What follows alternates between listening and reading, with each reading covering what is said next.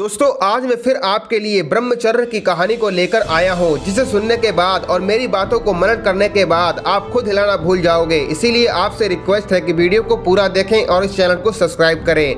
भयानक वन में एकांत में बैठे ऋषि विश्वामित्र तपस्या में लीन थे। पृथ्वी अपनी गति से घूम रही थी, लेकिन विश्वामित्र अपनी तपस्या में इस तरह समर्पित थे कि उन्हें बाहर की दुनिया की कोई खबर नहीं थी। धीरे धीरे उनके तप के प्रभाव से स्वर्ग में इंद्र का सिंहासन डोलने लगा। नारद मुनि ने देवराज इंद्र को बताया कि पृथ्वी लोक में एक ऋषि वन में घोर तपस्या में लीन है। उनकी तपस्या में किसी भी विघ्न से कोई असर नहीं पड़ रहा। यह सुनकर इंद्र को अपने सिंहासन यानी इंद्रलोक की सत्ता जाने का भय सताने लगा। इंद्र ने स्वर्ग की सबसे खूबसूरत अप्सरा मेनका को बुलाया और उससे धरती पर जाने का आदेश दिया। इंद्र को पूरा विश्वास था कि विश्वामित्र मेनका की खूबसूरती में ऐसे खो जाएंगे कि अपनी तपस्या छोड़ देंगे। कई कई सालों से तपस्या में बैठे विश्वामित्र का शरीर पत्थर की तरह कठोर हो चुका था। उन पर मेनका की उपस्थिति या खूबसूरती का कोई असर नहीं पड़ा। ऋषि विश्वामित्र काम को अपने बस में कर चुके थे। मेनका में वे सभी गुण थे जो मृत्युलोक की एक नारी में होने चाहिए। इसके अलावा सुंदरता की मूर्त अप्सरा मेनका अपने आप में ही आकर्षण का केंद्र थी। लेकिन ऋषि के तप को भंग करना इतना आसान कार्य नहीं था। कामदेव ने भी विश्वामित्र पर अपने तीर चलाए। आखिरकार कामदेव के कामुक तीरों का जादू ऋषि विश्वामित्र पर चल गया। वह मेनका के रूप की ओर आकर्षित हुए कि तपस्या से उठ खड़े हुए।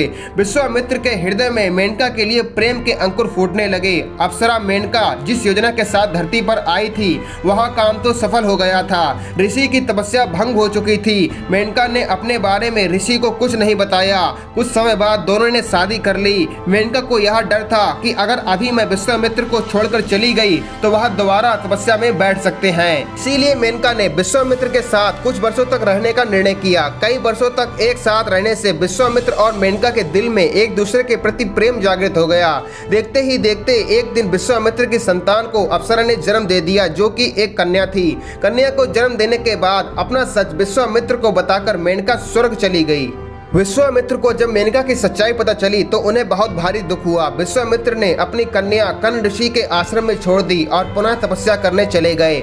मेनका की पुत्री शकुंतला नाम से जाने जाने लगी और सम्राट दुष्यंत से विवाह कर उन्हें भरत के रूप में एक पुत्र की प्राप्ति हुई। भरत पुत्र के नाम से ही भारत देश का नाम विख्यात हुआ। ये कथा हमें बताती है कि स्त्री का आकर्षण ब्रह्मचर्य का नाश कर सकता है। इसीलिए एक ब्रह्मचारी को स्त्री आकर्षण से हमेशा सावधान रहना चाहिए। ब्रह्मचर्य एक आग मार्ग है जिसे कोई महारथी ही पार कर सकता है। आपने देखा कि एक छोटी सी चिंगारी ब्रह्मचर्य का खंडन कर सकती है। इसीलिए गीता में श्री कृष्ण ने कहा है कि जब कछुए को अपने आसपास खतरे का अनुभव होता है तो वह अपने अंगों को अपने भीतर समेट लेता है। ठीक ऐसे ही एक ब्रह्मचारी को जरा सा खतरा लगे तो उसे कछुए की भांति सावधान और सतर्क हो जाना चाहिए। उस समय ब्रह्मचारी को सोचना चाहिए कि ये जो काम वासना मेरे अंदर आई है ये मेरे ब्रह्मचर्य की परीक्षा की घड़ी है। अगर मैंने काम वासना को आश्रय दिया तो मेरा पतन हो जाएगा। मैं 2 मिनट के मजे के लिए अपना ब्रह्मचर्य नहीं तोड़ सकता। ये तो क्षणिक सुख है। इसे अगर मैंने भोग भी लिया तब भी मेरा मन नहीं भरेगा। इसीलिए मैं ये घिनौना काम नहीं कर सकता। आपको ऐसी स्थिति में भगवान से प्रार्थना करनी है कि हे ईश्वर, मुझे काम वासना से लड़ने की शक्ति प्रदान करो।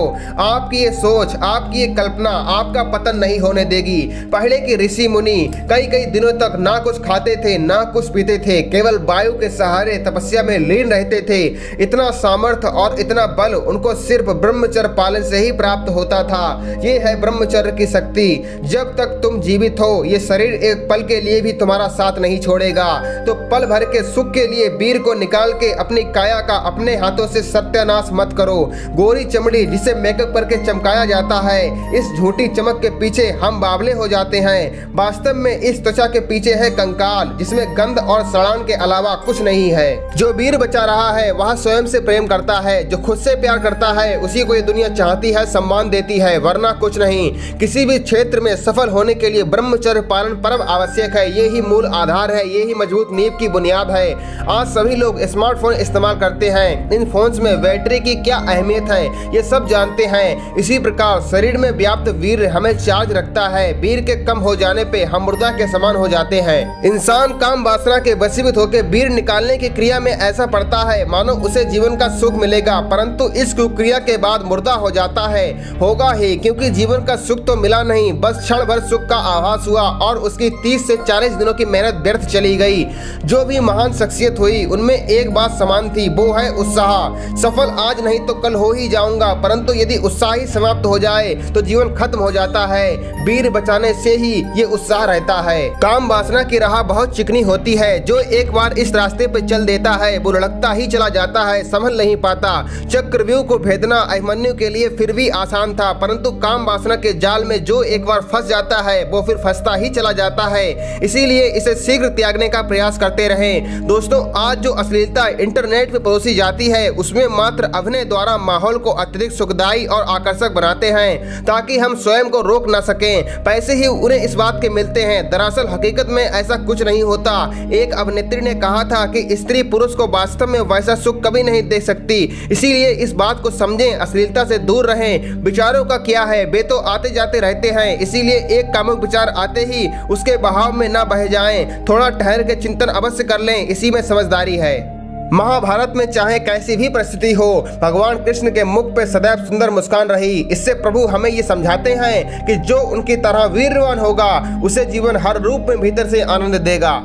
लगातार पवित्र विचार करते रहें। बुरे संस्कारों को दबाने के लिए एक समाधान यही है। इसीलिए ब्रह्मचर्य में मन की पवित्रता का होना आवश्यक है। धर्म को धारण करने के 10 रास्ते हैं, उनमें से 10वां ब्रह्मचर्य ही है। काम के भोग को मन, वचन तथा काया से परित्याग करके अपनी आत्मा में रमना ही उत्तम ब्रह्मचर्य है। अगर आपको वीरवान बनना है तो आपको ये हिलाने की घिनौनी क्रिया छोड़नी होगी। वीर रक्षा का विषय हमारी शिक्षा का मूल था, आज ये धूल हो गया है। इसके पीछे अंग्रेजों की कूटनीति है। वो भारत को दीनहीन बनाना चाहते थे। उन्होंने हमारी नींव पे वार किया, ब्रह्मचर्य नाश से इसे खोखला कर दिया।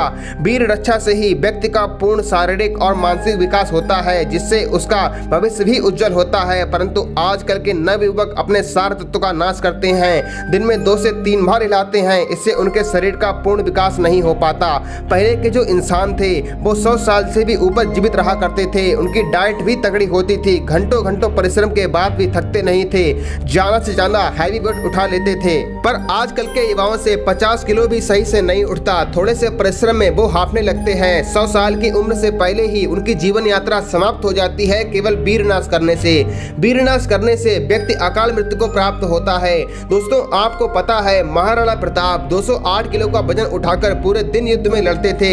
किसके बल पर? केवल और केवल ब्रह्मचर्य के बल पर। अगर महाराणा प्रताप ब्रह्मचर्य नहीं अपनाते तो ये शारीरिक शक्ति उनके पास नहीं होती, क्योंकि शक्ति का स्रोत ही ब्रह्मचर्य है। जितने भी महान लोग हुए सभी ने ब्रह्मचर्य को अपनाया और अपने नाम को अमर किया। स्वामी विवेकानंद बहुत ही आसानी से 700 पेज की पूरी किताब को 1 घंटे में याद कर रहे थे, केवल और केवल ब्रह्मचर्य के बल पर। जो ब्रह्मचर्य के मार्ग पे चल पड़ता है तो उसके मन में अद्भुत परिवर्तन होने लगता है।